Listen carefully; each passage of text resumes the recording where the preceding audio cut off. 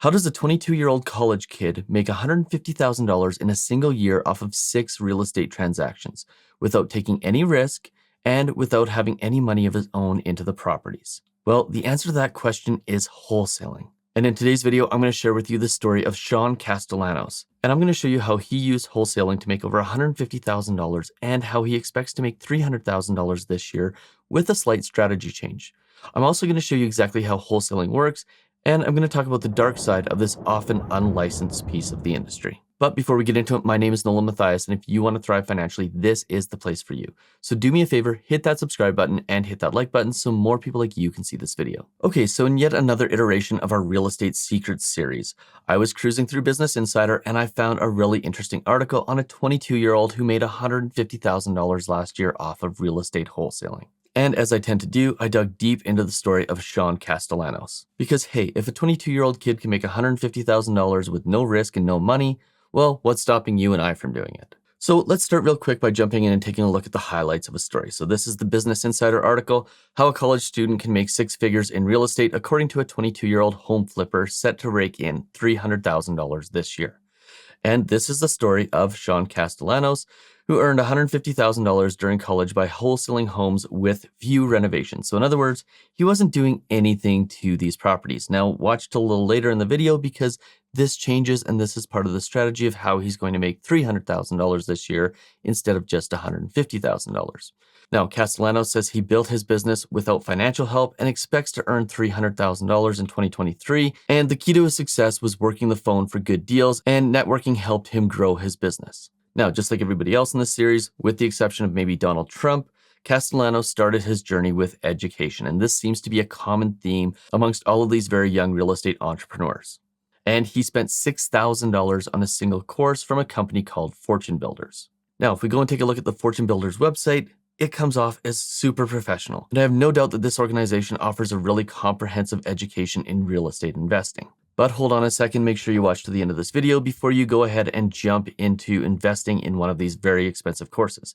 Because there's some things that you need to know about the type of investing that Sean was doing before you actually jump in and do it. Now, that being said, before we talk more about Sean, we probably need to understand exactly what wholesaling is. So if we go to the Investopedia website, which is the resource for all things investment education, at least sometimes, and don't get me wrong, Investopedia is a really, really great source of information.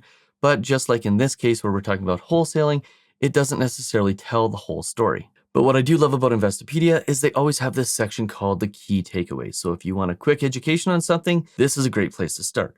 And with respect to wholesaling, the key takeaways from Investopedia are that in real estate wholesaling, a wholesaler puts a seller's home under contract and then finds an interested investor to buy it. Now, keep in mind the puts the home under contract part for later on in this conversation. Now, the second piece is the wholesaler assigns their rights in the contract to a buyer at a higher price than contracted with the seller and keeps the difference. So in other words, what they're doing is they're creating a contract with the seller to purchase a property, and then they're turning around and selling that contract to another buyer for a higher price than what they paid. Now, why is this possible? Well, it's really quite simple. It's because wholesaling is difficult. No matter what anybody tells you, going out and finding distressed properties is one of the hardest things to do in real estate. So people are willing to pay wholesalers a premium over what they've been able to purchase the property for because the wholesaler went out and did the hard work of finding those properties. Now, the next point is real estate wholesalers generally deal in distressed properties. Now, keep that in mind as well for a little bit later on, because you'll see where I'm going with this. They put properties under contract, and they deal in distressed properties. That's a very key piece of this story. So the next point is they take on the role of middleman to match investor buyers with sellers. So pretty simple concept there, right?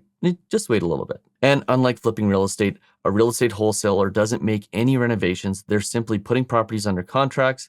Then they are flipping them to the actual investors who are going to make the renovations. And what they're paid for is the ability to find those properties. So it seems pretty simple, right? And that's exactly what Sean did. He took a course, he learned how to wholesale. He's got a gift for the gab. I found some videos on YouTube of him where he's talking about his sales training. And the guy is genuinely a smart kid. He seems to be very, very well intentioned. And I have no doubt that everything he is doing is completely above board. However, before you go out and start researching wholesaling and start looking for courses that teach you how to do this, there's some things you need to know about wholesaling and the darker side of this part of the industry. Because here's the reality of wholesaling. If we go back to the definitions, the key points from Investopedia, there's a couple of things that you need to understand about wholesaling. So first and foremost, When a wholesaler goes out and looks for property, what they're looking for is distressed properties. And here's the thing about distressed properties. Typically, not always, but typically, distressed properties often come with distressed sellers. So people that need to sell and need to sell quickly. So these may be people who are about to go into foreclosure. It may be people who have a problem with a property that they cannot afford to fix but needs to be fixed imminently. There's all sorts of reasons for properties and the sellers to be distressed. And that's what wholesalers do, is they go out and they find the distressed individuals and they offer to help. Now, in some cases, wholesalers are genuinely there offering to help, and they're trying to help transition people from owning a property that they cannot afford to selling that property in a very short period of time in order to relieve them of that burden. However, one of the primary problems with that is that in order to do so, those wholesalers have to put the property under contract, which means they have to have an agreement with the seller to sell the property to them, which means that that seller is now putting all of their faith in the wholesaler to actually find a buyer for the property. And if that wholesaler has a good network of cash buyers and has negotiated a good price, that could be a good thing. But if that wholesaler is not somebody who has a network of cash buyers or hasn't negotiated a price that is a good enough deal for an investor, well, they've now got that property under contract, and that seller now has no other options but to sell it to that wholesaler. They can't go to a realtor who might be able to sell it quicker on the MLS. They can't go and look for other wholesalers.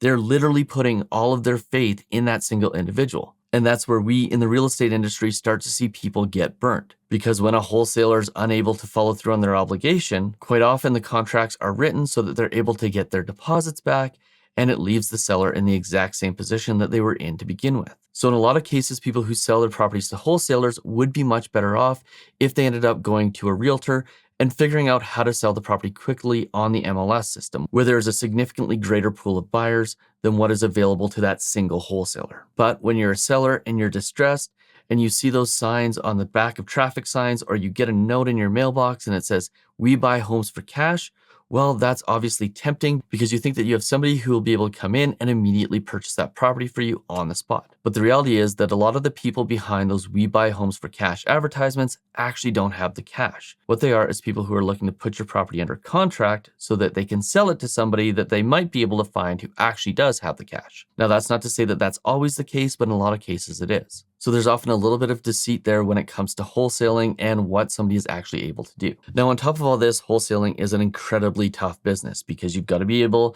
to go out, you've got to be able to find properties that you can get a deal on that is a good enough deal that you'll be able to flip it to somebody else. So that being said, people like Sean have a really great skill set in sales. They're able to hustle, they're able to find properties, and they're able to make deals, which in reality would probably make them great real estate agents. Now, in some areas, wholesalers have to be licensed real estate agents, but in a lot of areas that haven't caught up on what's going on with wholesaling yet, that isn't necessarily a requirement. But for a guy like Sean, who's young, he's energetic, he would probably have significantly more upside as a real estate professional than he would as a wholesaler. And when he decides that he wants to go and purchase properties for himself in order to make a few extra bucks, well, he's got access to all the tools that he needs from a little bit more of a legitimate standpoint. Now, the good news for Sean here is that he's put away a really big chunk of money. And because he's been able to put that aside, he's now starting to think about this real estate investing thing from a little bit of a more holistic standpoint, which is why he's going to start doing fix and flips. So in other words, he's developed the skills to be able to go out and find the properties. Now he's got the funds to be able to go out and actually fix and flip them. And he's starting to see that there's potentially more upside from doing that, which is why he's going to increase his income in all likelihood in 2023. And I do believe that he will be able to do that by doing the fix and flips and keeping the properties for himself. So for Sean, like I said, I firmly believe that he has all the right intentions, and in no way is this a slander piece on him whatsoever. But it is a piece where I'm talking about the realities of wholesaling.